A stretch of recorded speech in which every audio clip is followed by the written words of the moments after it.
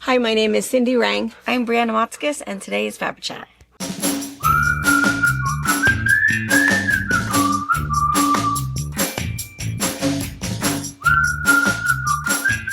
Good morning. Hello. You probably can't see Lizzie. She brought you a shark. And thank you for all of the birthday wishes. Yeah. It was fun. A lot of you guys had pictures of her when you come to visit. People shared a lot of fun pictures and like seeing her. She's such a sweet girl. Yeah. She's just such a... She's like, yeah, Mom. She is. She's a very sweet girl. We have some really cute pictures. We're redoing pictures in our house. Because at the moment, Wyatt's the only baby hanging up in our house. Luckily, The first child syndrome. Yeah, Harper and Maisie are quite sure they're them. It's like, yeah, yeah. All of your They all babies look look the the same. same. So yeah, that's totally you.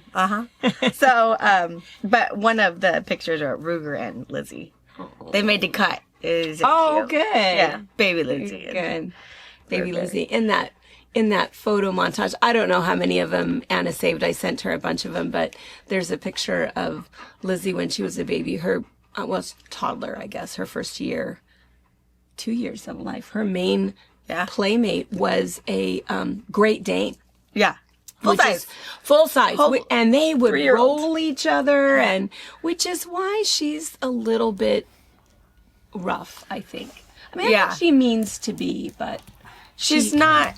Because I would say she's gentle for a golden. I mean, she still has all of the character traits of a golden retriever.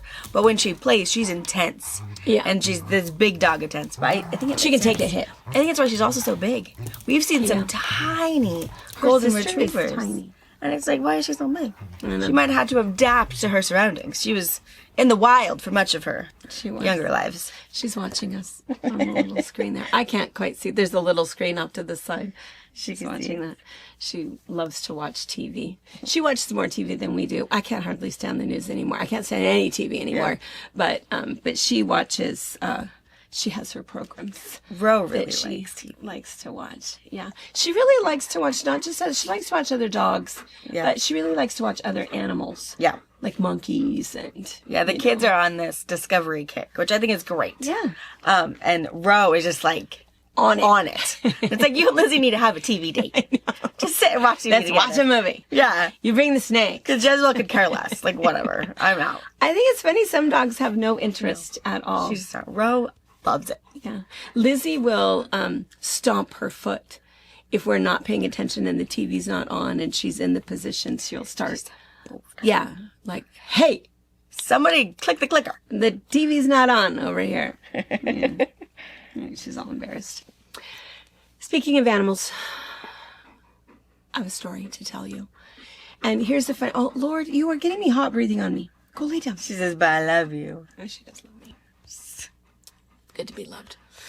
Anyway, story time.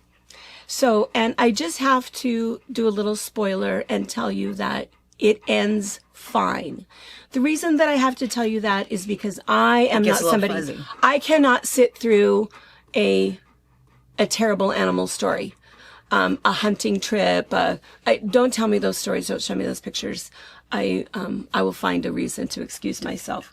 Yeah, I can't. Robert asked over here. Do you want to see it? No, I believe you. I believe you. You got one. Yay. You want to see the horns? No. Nope. Mm-mm. Nope. I can picture them. Don't want to see any of it. And everybody posts those pictures and it's like, scroll. Nope. And it's just my DNA. I don't know. I've always been like that. It just bothers me too much and I don't want to see it. I can't see it along the side of the road. We've talked about this before, that the kids would say to me, Mom, go the other way home. Yes. You know, it bothers me too much. So, spoiler alert, it ends fine. But I had a trying weekend. It was if you know me, it was horrifying for me. So the way that it started was, so we have friends over, our friends from Ketchikan. You guys all know Janine and Chris, and some of you guys know Destiny and those guys, but they were here for the weekend and the whole family was here. And Dakota, their son, and Bonnie were over. I don't know if you even heard the first part of it. They were over at the park and they were coming back, and along the side of the road, along the side of the highway, they saw this cat that was kind of curled up in a ball, obviously hurt very, very badly, kind of covered in blood, obviously hit by a car. And so Janine calls and says, oh, do you have a box or do you have something? It's like, oh, and can we bring it over? And I said, no, nope. I cannot provide medical first aid to an animal. Human, bring it. I'll stitch him up without anesthesia. But animal, no. But here's the box. And what they decided, they were pretty sure that it wasn't going to make it. And we all thought, well, we'll just give her a quiet, comfortable spot. We have a little kind of gardening shed that's protected and fairly warm in there. So put her in there and thought she can just go meet Jesus. And so it was fine. Saturday morning, they go check on her and said, well, she's still alive. And I said, well, gosh, does she want food or water? Does she want anything? So I took over some soft food, but her face was horrifying. She had blood everywhere and was having a hard time breathing. And it's like, oh my gosh. And so I should not have come out here. We didn't know. And, there's no like emergency vet services. She just I felt that she needed to be euthanized. I thought, anything just to make it a, quality of life is a huge thing, I think. And I think it's just inhumane to let an animal suffer. So we talked about it a little bit, and it's like, well, she's kind of comfortable in the box, and, again, go towards the light. So, I get home Saturday, and Chris had said that he took it out. It acted like it wanted to get out of the box, like it had to go to the bathroom. So he took it outside. It jumped out of the box, kind of took off. And so I thought, well, yay. Okay. I mean, I guess, you don't really want an injured animal out, running around the neighborhood, but maybe it was going home. I mean, of course, I kind of couldn't let that go. So I went out there a little bit, looked around, and sure enough, in between John's tire and the gutter, you could see this little ball. And so I went over and picked her up, and when I walked towards her, she lifted her head, because I thought maybe she had just curled up there and died. No, she lifted up her head, and again, I kind of wrapped her up in a towel, took her back, got the box, put the box back in the gardening shed, petted her a little bit, and she's still, rough around the edge, like imagine. And it just breaks my heart so much, because you think, gosh, if you could just, put these creatures out of their misery. And I know people that are capable, with a gun, there's no possible way I could do that. I don't know that I have anybody in my family, even the hunters in my family, that could do that. I mean, maybe, but I just didn't even want to deal with it. And again, it's like, no, let me just pet you. I'll give you a little bit of love. And again, meet Jesus. Go meet Jesus. He's a great guy. He's waiting for you. So then Sunday morning I go out there. So glad. Remember, this story ends good, okay? It ends good. Hang in there. It's okay. I'm probably saying wrap it up. Wrap it up. Let's get there. No. So Sunday morning. So now this is 2 days. Yeah. Right?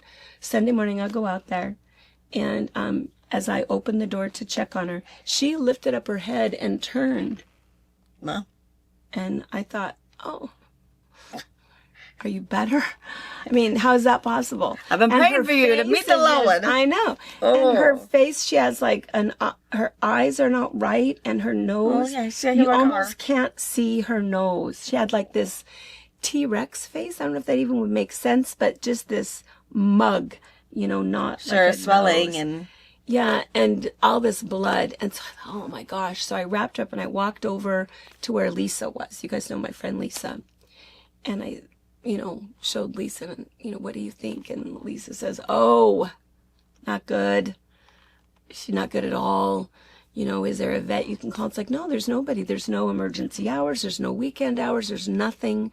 We've kind of been just waiting and keeping her comfortable, but we don't have any way to give her pain medications. We don't have anything. And, what do you think? And so we decided to kind of clean her face a little bit. So we got a warm washcloth and cleaned off some of that blood, and a bunch of kind of like dried stuff kind of came out of her mouth. And Lisa kept saying the same thing. Oh, no, she's not good. She's not good at all. And so I was kind of holding her, and she's making these sounds, and, and so I thought, well, tomorrow morning, if she's still alive Monday morning, I will take her to the vet, get the shot, and put her out. And again, it seems horrible to let her suffer, but she had never made a meow. She was kind of making like this coughing sounds a little bit, but not any like squalling and pain kind of sounds. So anyway, I took her back, again, offered her water, no. Offered her food, absolutely not.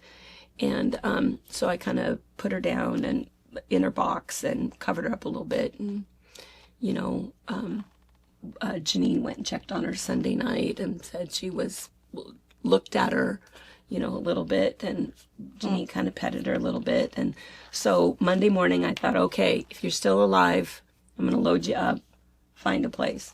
I go in there and start to kind of pet her just, you know, around the neck. And she starts purring. Oh, man. It just keeps emotional roller coaster. Purring, and she's looking at me. It's like, don't look at me. I don't know how to help you. So I start calling, and there is no one. No one will take her. No one will see her.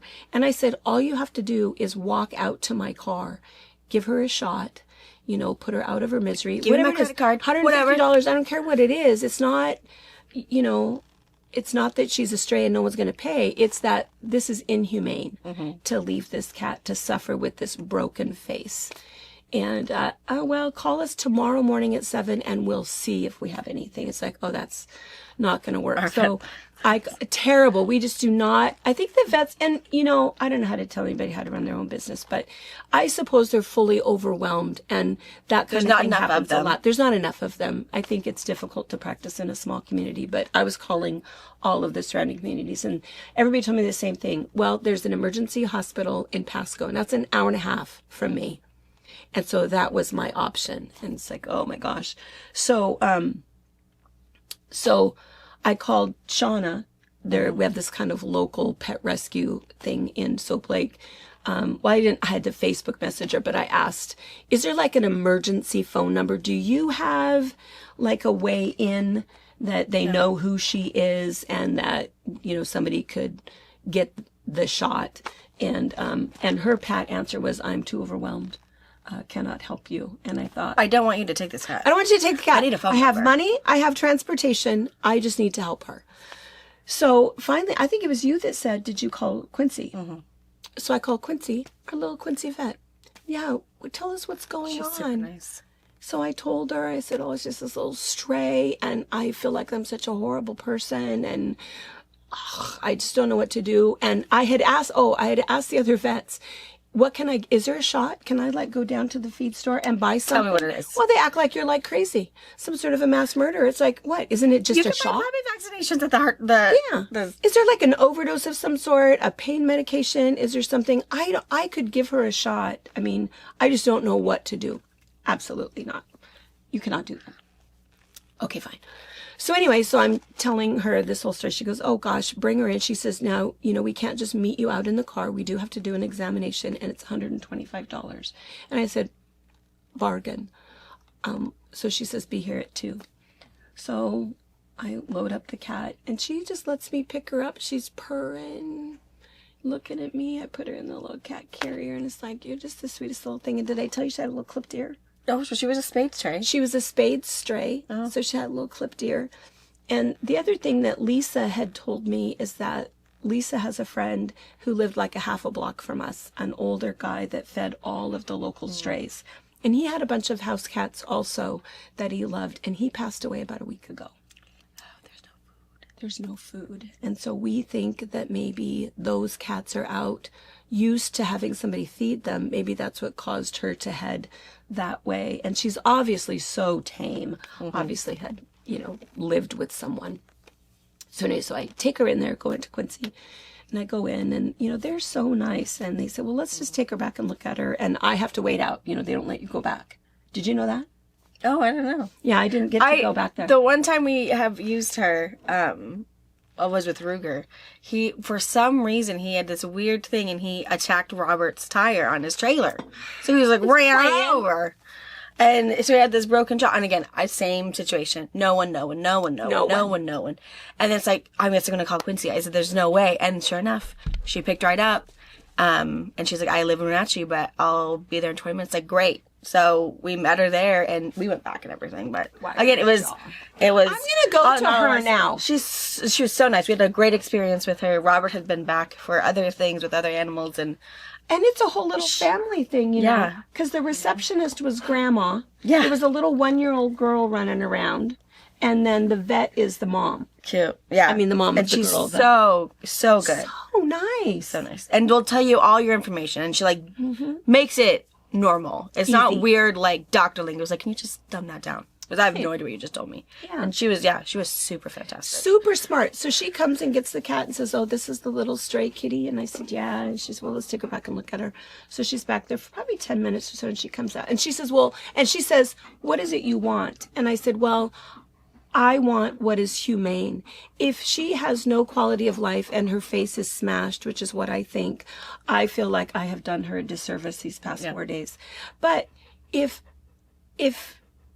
that's not what's wrong, I mean, you know, and she just needs, you know, something simple and would have a good quality of life, I don't have a problem with that. Right. I just don't know what's wrong with her, but it looks pretty gruesome.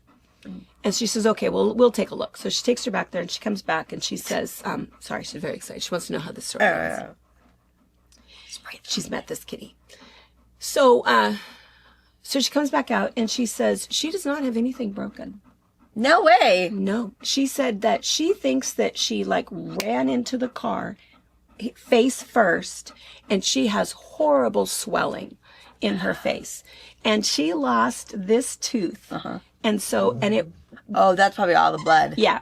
So all of that blood, and then, and it also kind of gummed up her her gums, because then the bottom tooth is hitting where that tooth came out. And her tongue was like... She bit it. Sure. Really bad. She said, so the inside of her mouth is a disaster, and the tongue is bad, and swollen, and they kind of cleaned out. We had cleaned out some, not knowing. I mean, we knew that was where the blood was, but we thought it was coming from her eye. The whole shebang. Yeah. And she says, no, they cleaned it out and looked at it, and it was already kind of starting to heal. And it was true that the swelling had gone down, because the first day that I saw her, I mean, I would swear her eyes were in weird places. And now you can kind of almost make out a nose, and her eyes seem to be level. And so the swelling really is going down. But anyway, she said, no, doesn't have anything broken. Wow. And she says, but wait, she said, if she's really a stray, and she said she was a spayed female. And she said, but she said a lot of stray cats have feline leukemia, especially in our area. It's very rampant. She says, let me just do a little blood test. And, you know, I've been down that road. That's what was wrong with Brother Kitty, if you guys remember that a couple of years ago, you know. And she says, let me just do a quick little blood test. We'll have the results back in 5 minutes, and it'll tell us, you know, if she's got that. So we waited for that, came back perfectly fine. She does not have feline leukemia, does not have fleas, doesn't have any other problems. She had a big kind of a mat right here, probably from laying and bleeding. So she had a mat here, and I think she has kind of a bad one back here just from laying in the mud and gunk. But she said otherwise, she said she's a really sweet kitty. Wow. But she says, and I'll tell you, all you really need is antibiotics twice a day, every 12 hours for 2 weeks. Gave us some gabapentin for pain medication once or twice a day, and gave us some kind of soft food that was almost gravy, but high nutrient dense, that she wouldn't have too much trouble eating when she felt like eating, or we could even give it to her with a syringe. And she says, and then she says she should actually be fine, and that she would see her back in 2 weeks, 3 weeks, and give her shots if we felt like we wanted to keep her. $235. A steal. Oh, so I'm so happy and thinking, oh my gosh, we almost murdered this cat. Really healthy, you know, baby. and she was fine and just so sweet and so gentle. And you think too about a cat that is clearly hurt, but yet not hissing at us or afraid of us. Obviously lived with somebody and was very gentle. And so I'm just so excited. So I put her back in the car, start driving home. I think, oh my gosh, I'm going to be murdered. So, because side note, it's a family joke, yet it's a reality. We all know. I married one. Yes. We're about the same. And I'm definitely like my dad. No. Well, we all know that if Pa dies first, I'm going to be the crazy cat lady that lives on the corner. Yes. They'll find my body half consumed by the unfed house cats, or I'll die rescuing the dog out of the middle of the highway. We all know this. We know this is the truth. This is just who I am. I cannot help it. And I get in trouble all the time. Yes. All the time. And so I'm driving through Quincy going, oh no. But, she didn't call Robert. Thank goodness. But I was thinking, because here's my other problem. I'm going to be gone a little bit. If she needs medications every 12 hours. Oh, that question is coming. Are you going to ask me in public? No. No? Okay. But think about it for she's No. I came up with something better, because what I was thinking is during your time of convalescence, you don't need a grumpy other house cat, and you don't need a dog that's all up in your business. You need somebody. You need to convalesce somewhere where there's no other house animals, right? Who do we know? That's Anna. Anna wants to take care of a baby? Well, she's not a baby. Here's the other thing. Well, I guess she's 6 years old. Oh. They guess. Sure. But they think she's 6 years old. Yeah. So here's the other thing. With Anna and Nick, so they had, how old was Mello? 14, 15? They brought an old cat, and she, was Mello a girl or a boy? Mello the cat passed away last fall. Mm-hmm. Nick was devastated. It was Nick's cat, and he was super sad. And we talked about, you need someone else to fill that hole in your heart. No, he just wanted to grieve for a little bit. Well, it's been long enough. Mm-hmm. Hey, you want to meet me at the shop? I want to ask you a little question. So they were fine. Oh, good. And he was probably ready. He was ready. Well, the funny thing is the way that I had approached it was, and I still mean this, Anna, if you're watching editing, I need a foster. I need somebody to make sure that she gets her medications, make sure that she's okay, that she's not fighting for food or nervous about eating or having another cat, hiss at her in her face and all of that kind of stuff that would happen in my house. And, so I need somebody that will take care of her during her convalescent period. Now, what I absolutely believe will happen is they will fall in love with this baby. Yeah. And I think within 5 minutes, Nick was already in it.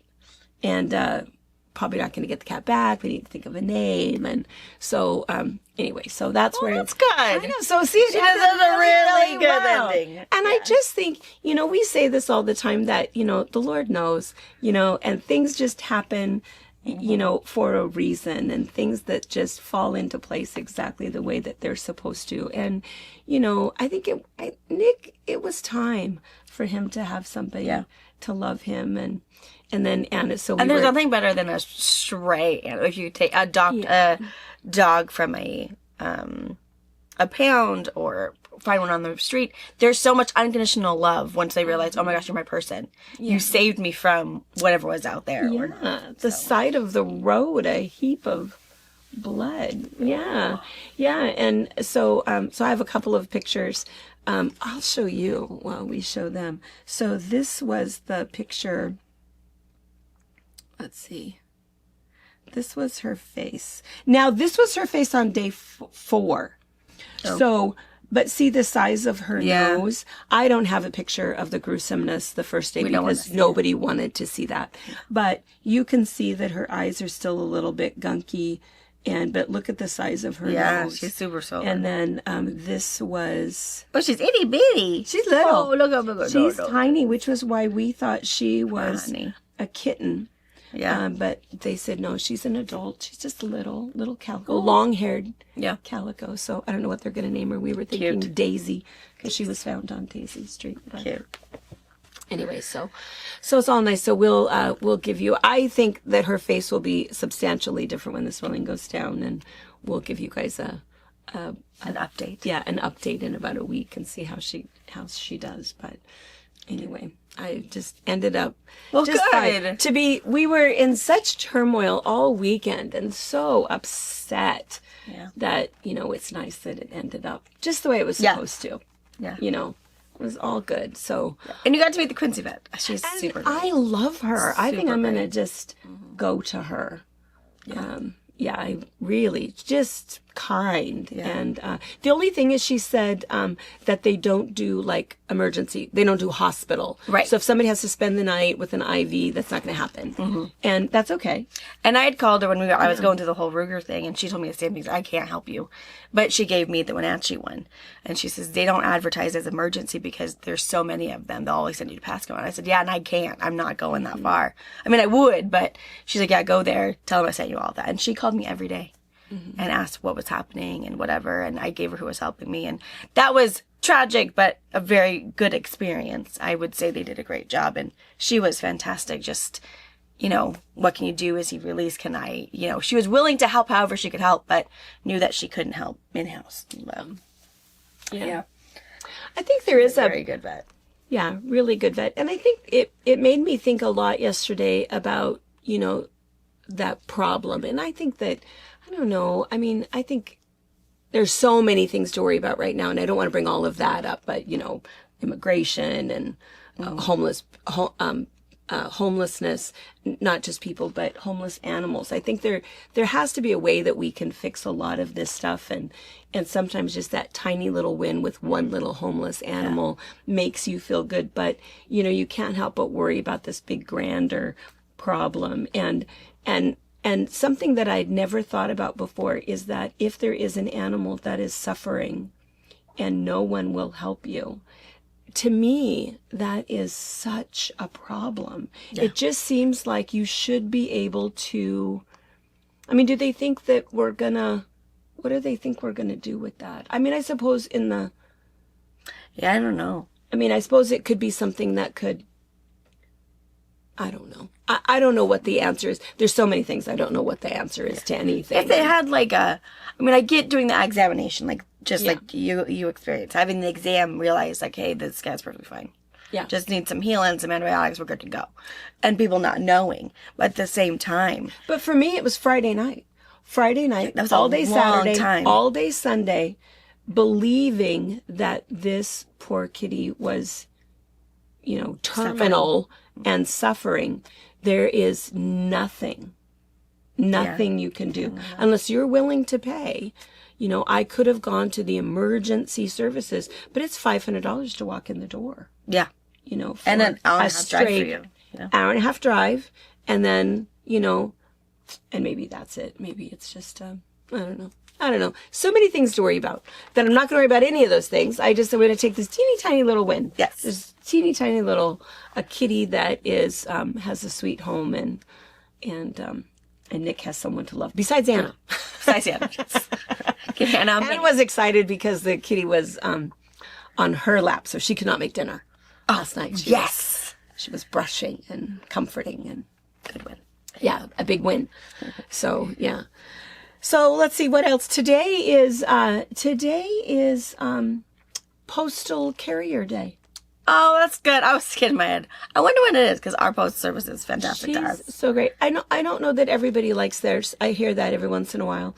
That and I suppose that's true everywhere. But oh my gosh, our gal is fantastic. Yeah, Tiffany is fantastic here. Mm-hmm. Our post office is fantastic to us.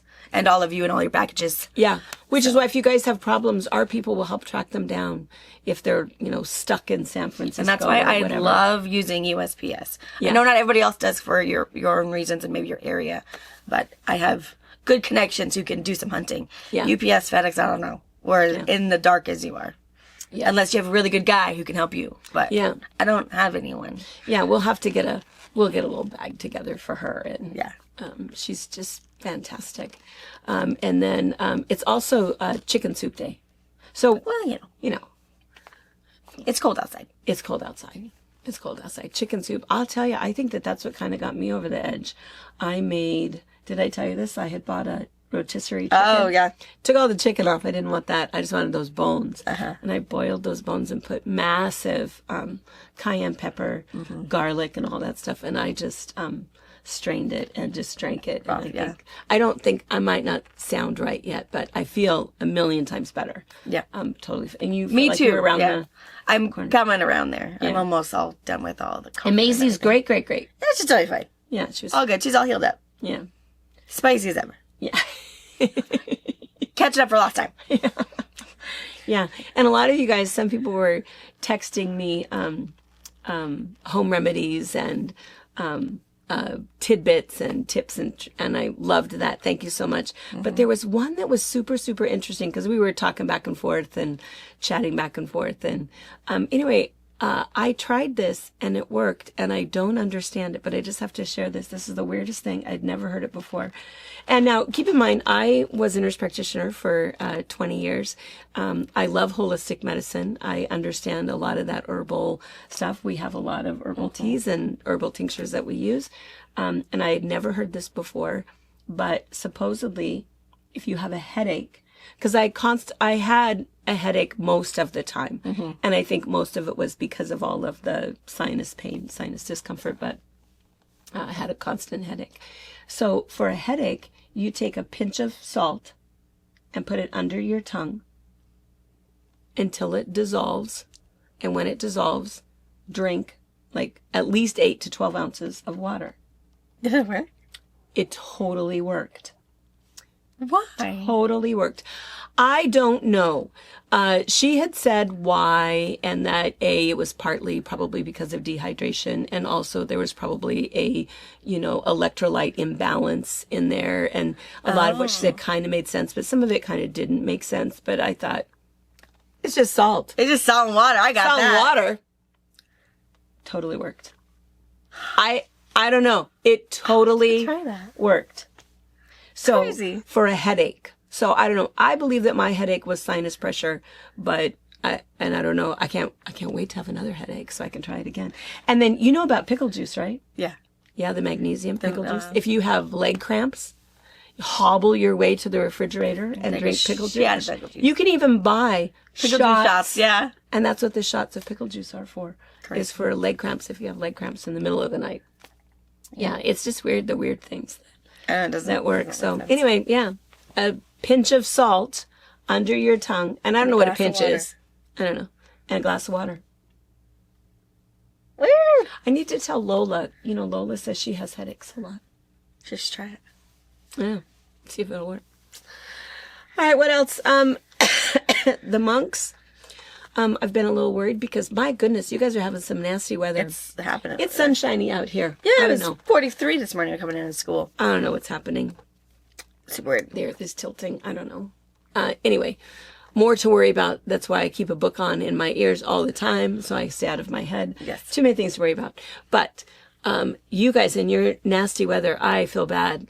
My goodness, it's crazy. super terrible. And it's hard when you're not prepared for weather like that. Yeah. Just like living in Seattle when it snows, it is mayhem. Yeah. It's like, guys, it's just a little, it's okay. Yeah. Slow down a little bit, get ready to stop down that hill. South If you're not ready, and they don't have a single snowplow. Yeah. Because it doesn't, Yeah. with the snow shovel. South Carolina. Yeah. Where snow out on the beach. Well, that's just wrong. I know. I don't know. So, you kind of watch. I mean, again, I'm picky about the news. I can't take a lot of that stuff, but I was watching a little bit of it, and everything was 20 car pileup, 40 car pileup. Right. I don't understand the pileups. It's like, how fast are you going? If you don't know how to drive in it, you don't know how to drive in it. Oh, and maybe they just don't understand. They're not going to stop. And over here we're so used to black ice and all of that if it's cold enough, you're gonna hit 3-4 patches on the highway, no matter how many cars are on there. But if you're not used to it, don't realize you're 62, and I've not only never been in a pileup, I don't know that I've ever seen one in real life. Have you?